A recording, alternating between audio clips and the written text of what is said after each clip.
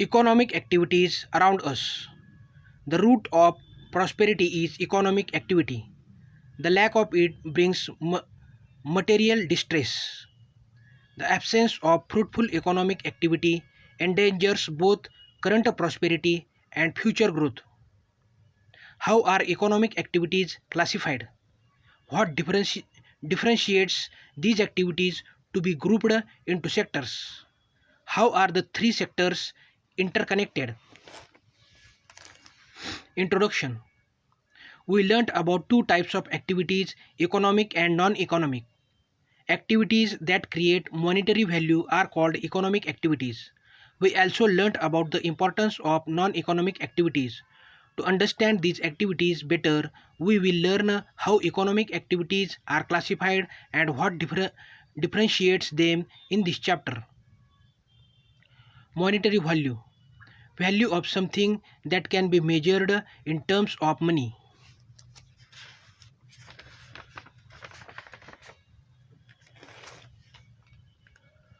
Over the decades, the number of economic activities has increased tremendously. For example, earlier most people were involved in activities such as agriculture, livestock, rearing, production of roots, production of tools, pottery, and weaving clothes. As societies progressed, the number of economic activities through which people earn their livelihoods increased vastly. Today, there are diverse economic activities such as manufacturing computers, mobile phones, and drones, working in banks, schools, and hotels, driving various types of vehicles for transportation, making furniture, tailoring clothes using machines, creating software, rearing refrigerators, repairing refrigerators and washing machines, etc. Classifying all these activities helps us to understand how they function and the links they have with each other. The classification of economic activities into economic sectors. Some economic activities share similar characteristics, and based on this, they can be grouped together or classified into broader groups called economic sectors. The three main types of economic sectors are primary, secondary, and tertiary economic sectors. The illustrations on the facing page maps out the broad activities under these categories. Primary activities, those economic activities in which people are directly dependent on nature to produce goods are known as primary activities or primary sector economic activities. For example, work involving cultivation of grains and vegetables from agricultural farms, collecting wood from the forest, extracting coal from mines, fish from fisheries, eggs from poultry farms, etc., are all primary sector economic activities. The most common primary activities are agriculture, mining, fishing, raising livestock, forestry, etc. Below are some of the types of activities within the primary sector. Can you think of any primary activities that you may have seen in the past? What are the natural resources used in these activities? Name two of them and discuss your experience with your classmates. Secondary activities. Economic activities in which people are dependent on outputs of the primary sector and transform them to produce goods are known as secondary activities or secondary sector economic activities. The secondary sector includes the construction of buildings, roads, etc., and providing utilities like water, electricity, gas, and other such necessities. It also includes the manufacturing of products in factories and production units to process raw material from the primary sector into some other form that can be further sold or consumed. Some examples of secondary sector activities include the processing of grains obtained from agricultural fields to make flour in mills, extraction of oil from groundnut, and processing of tea leaves to derive tea. Similarly, wood from the forest is converted into furniture and paper. Cotton is used to make clothes, and steel from iron ore is used to make automobiles like cars, trucks, etc. Secondary sector, the group of activities that involves processing of raw material derived from primary sector into products for sale or consumption.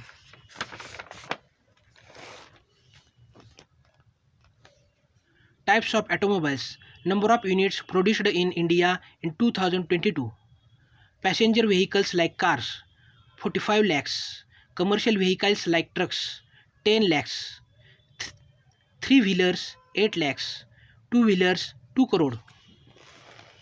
Now that we have seen some examples of secondary sector activities, can you name two more economic activities in the secondary sector?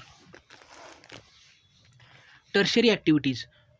All those economic activities that provide support to people involved in primary and secondary activities are called tertiary activities or tertiary sector economic activities.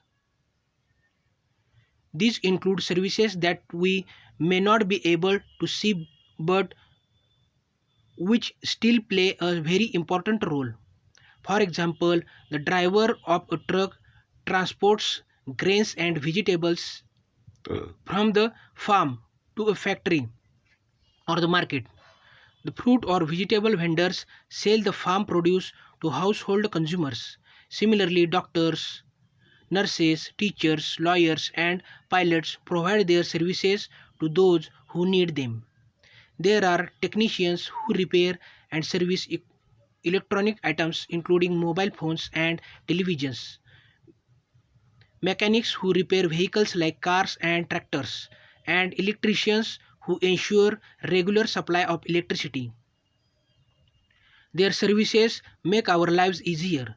Similarly, communication services through mobile and internet, software development, and services at hotels, restaurants, banks, schools, hospitals, airports, shops, warehouses, etc., are all examples of tertiary sector economic activities.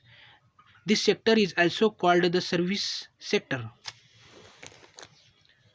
Tertiary sector, the group of activities that involves the provision of services which complement both primary and secondary sectors, such as transportation, banking, and management of business. Warehouses, large buildings used for storing products before they are sold, used or rented out, out to shops. Independence among sectors. The three types of economic activities or economic sectors play an important role in the process of conversion of natural raw materials into finished products for final consumption. Let us go on an imaginary excursion to a village in Anand district of Gujarat to study an interesting example where we will understand how the three sectors are interconnected and support each other. Dairy cooperative, from farm to plate. These days, farmers in Gujarat greet the day with the clinking of milk pails and the happy moos of their best friends. Their cows or buffaloes, cows have a special place in the lives of the farmers and their families. The farmers milk the cows and sell their milk to the dairy nearby.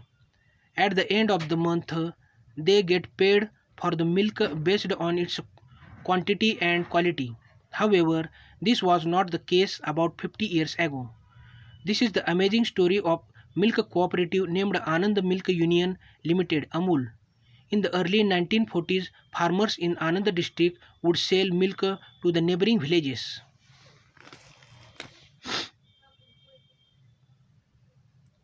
They would have to cycle or walk to nearby villages to sell the milk under scorching heat. As you know, milk spoils or curdles very fast in hot weather. The farmers had to sell the milk quickly before it could spoil. This was a lot of effort for the small amount of money they would earn.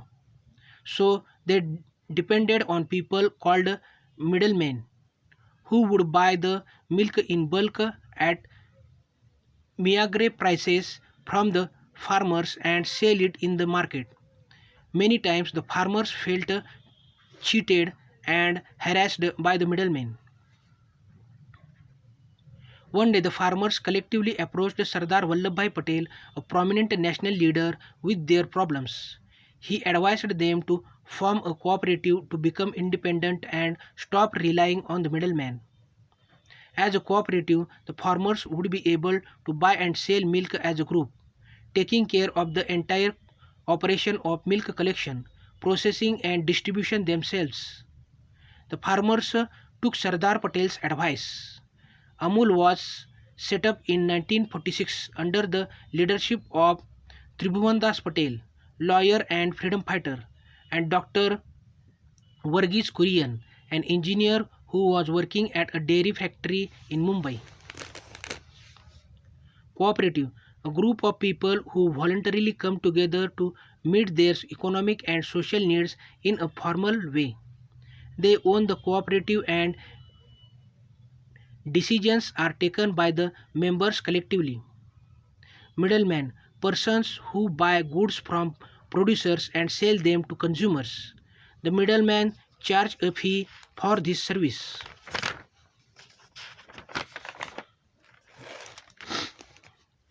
This initiative brought farmers, including women, together and gave them control over the production and sale of milk. The milk producers collectively made their own decisions on all matters such as production, pasteurization, and sale of milk. The tasks were shared by everyone, which helped raise their income gradually. They did not need the middleman anymore and become like one big family. Pasteurization, a process by which milk is preserved through heating to a specific temperature to milk harmful bacteria. Factory, building or group of buildings where goods are manufactured or various components are put together to make a final product. Retail, the sale of goods in small quantities for use by the end consumer rather than for resale. Export, goods and services that are produced in one country and sold to buyers or consumers to another country. As more and more farmers began to see the benefits of the cooperative, it continued to grow. The quantity of milk that was being collected was so huge that the farmers decided to make other products out of it. They set up a factory in Anand and began to produce butter and milk powder. Today, the cooperative has a wide range of products made at many milk processing plants and factories all over India.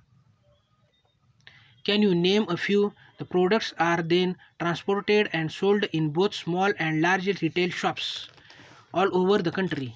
In fact, they also export the products to several countries around the world. Is it not amazing? In this fascinating story, the farmers of this cooperative milk their cows to sell the milk later.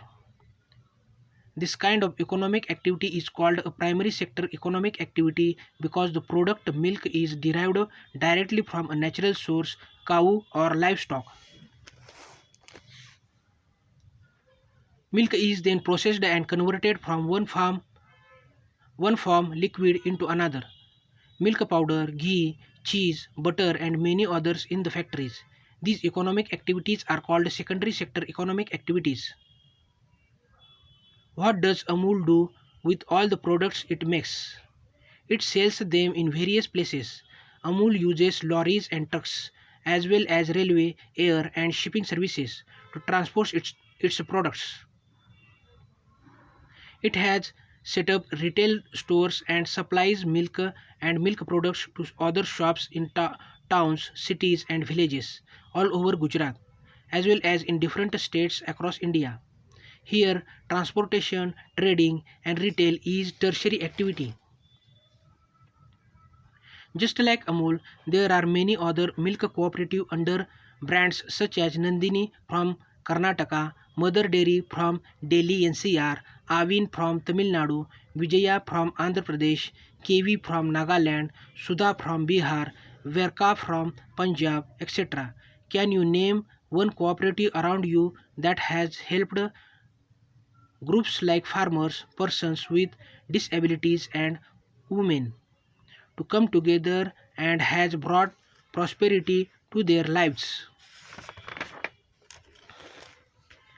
With the help of the images below, let us see how the books you study are made.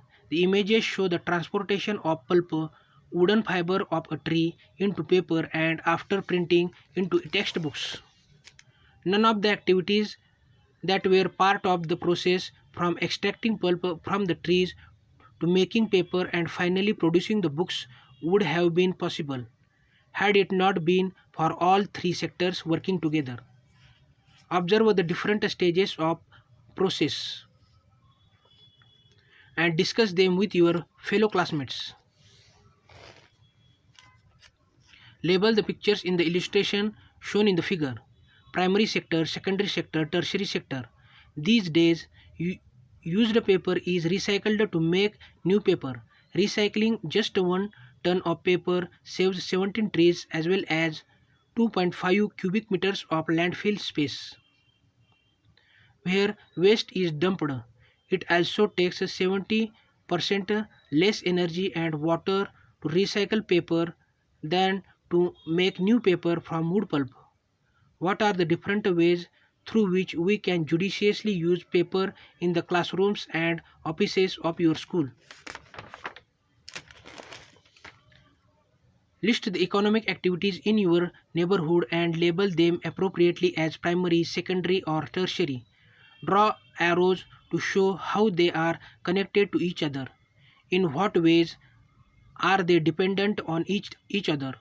What would happen if one of the activities ceased to exist? Before we move on, in this chapter we learnt about the three sectors of economic activities.